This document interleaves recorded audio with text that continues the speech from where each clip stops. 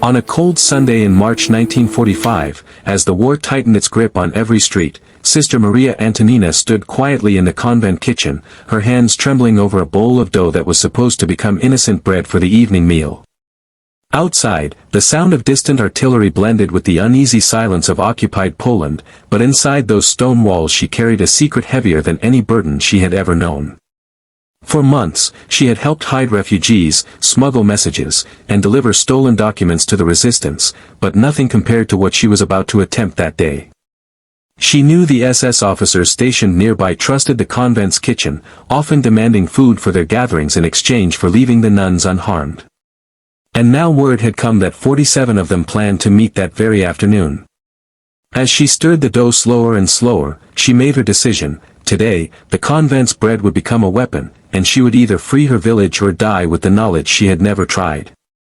The idea had begun as a whisper in the underground network, a chemical compound stolen from a German depot, something so dangerous that even the resistance hesitated to use it. Yet when the vial reached the convent, smuggled in a hollowed-out prayer book, the local commander left its fate in the hands of a woman who had never touched a weapon in her life.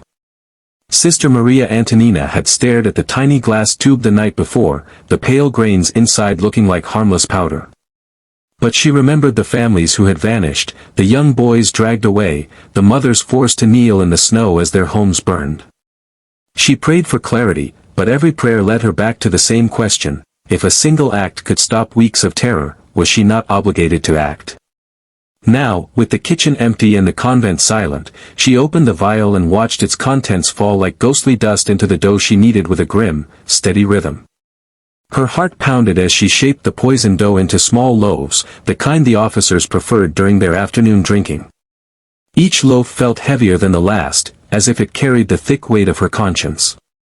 She imagined the faces of the younger nuns if they discovered what she had done, imagined the horror in their eyes, the confusion between morality and survival.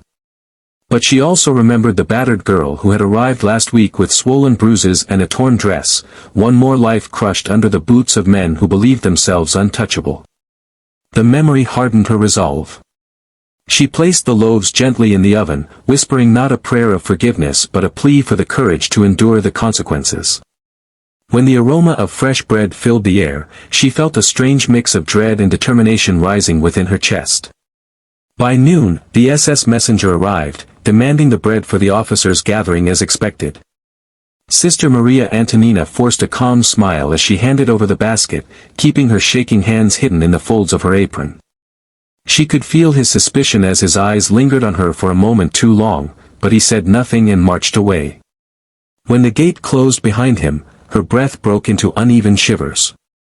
She leaned against the wall, sliding slowly down until she knelt on the cold stone floor.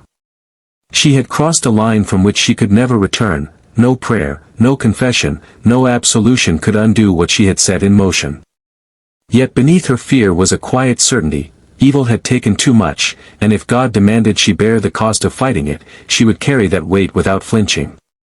The hours stretched painfully as the convent settled into its quiet afternoon routine. The younger nuns recited prayers in the chapel while others tended the garden, unaware that history was shifting beyond the walls.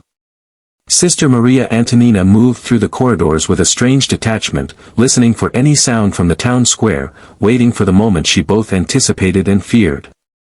With every step she imagined the officers lifting the bread to their mouths, laughing loudly as they always did, believing themselves invincible even as their final hour approached. She wondered if she would feel relief when it happened or if guilt would crush her long before the enemy ever did. But one truth anchored her: she acted not for vengeance but for the children who still had a chance to live beyond this war. It began with distant shouting, faint at first, then rising sharply like a ripple of panic spreading through the streets. Sister Maria Antonina froze near the chapel door, her pulse hammering in her ears.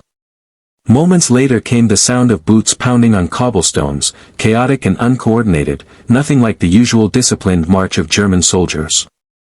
The nuns exchanged uneasy glances, sensing something terrible unfolding outside.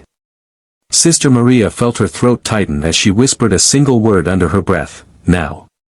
She stepped into the courtyard, careful not to let her trembling show, and watched as villagers peeked from windows with wide, fearful eyes. Something had gone horribly wrong for the SS, exactly as she intended. Reports traveled quickly in a small occupied town. Within minutes, whispers reached the convent that the officers had collapsed suddenly in the middle of their gathering, some choking, others convulsing, all of them gasping in horror with no clear cause. Medics rushed to the scene but found nothing they could control or cure. By the time the sun dipped lower in the sky, word spread that not a single officer from the meeting had survived. The German command assumed it was a coordinated resistance attack, and panic rippled through their ranks. Search parties began sweeping the town, interrogating civilians, threatening to burn homes if the culprit wasn't found. Sister Maria Antonina felt her knees weaken. She had expected consequences but not the immediate, violent desperation that filled the streets. When the soldiers reached the convent, the gates slammed open with a force that shook every stone in the courtyard.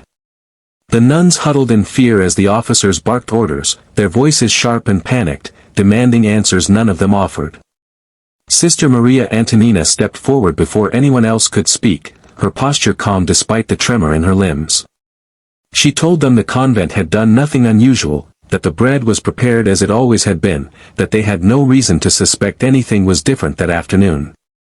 Her voice was steady, unwavering, molded by years of discipline and prayer. The soldiers searched every room, every shelf, every pot, but found nothing.